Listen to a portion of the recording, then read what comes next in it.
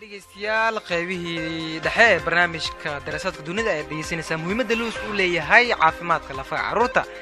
in badan oo hore ayaa waalidiinta lagula taliyay inay ubadkooda siiyaan caano badan iyo cuntooyinka kale ee ay ka buuxdo macdanta calciumka si caafimaadka lafahooda u fiicnaado balse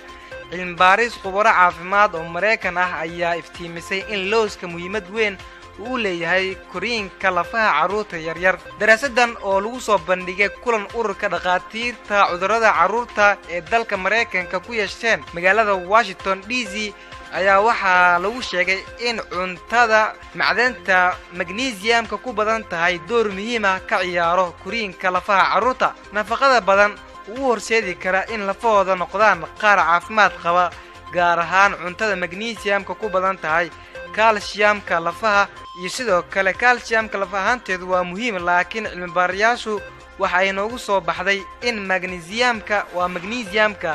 ka faa'iido badan tahay sida darteed waxa uu yiri Dr. Stephen Abraham oo ah macallin cudurrada carruurta ku takhasusay oo wax ka dhiga kulliyadda la yiraahdo Baylor College oo ku taala magaalada Houston daraasadan madax banaanna ka ahaa mas'uul asaatee khubaradu ma aysan sheegin in cuntada magnesiumka ku badan tahay sida lowska uu u fiican yahay lafaha dadka waaweyn